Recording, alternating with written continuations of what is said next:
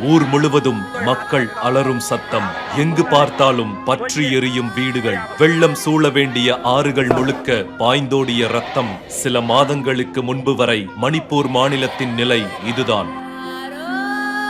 ஒரு மாநிலம் தன் இன மொழி உரிமைகளை இழந்தால் அதன் அவலநிலை எப்படி இருக்கும் என்பதற்கு உலகத்திற்கே சாட்சியாய் நின்ற மாநிலம் மணிப்பூர்.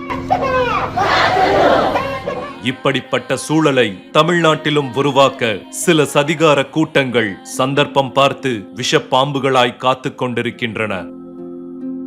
உலகத்திற்கே பொதுமறை தந்த இலக்கிய வளம் மிக்க நம் தாய்மொழி தமிழையும் கீழடி மூலம் உலகின் மூத்த நாகரிகமாய் உருவெடுத்துள்ள தமிழர் நாகரிகத்தையும் அழிக்க போலி தமிழ் பாச முகமூடி அணிந்து நம்மை ஏமாற்ற துடித்துக் கொண்டிருக்கின்றனர்.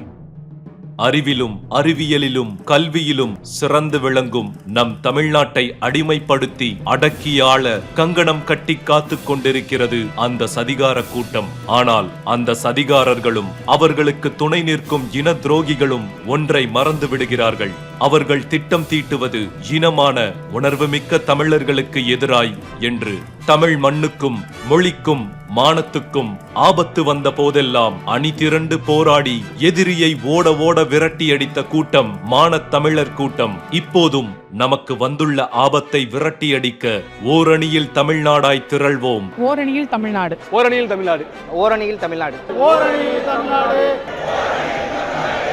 எதிரிகளை வீழ்த்தி வெற்றி பெறுவோம். ஓரணியில் தமிழ்நாடு.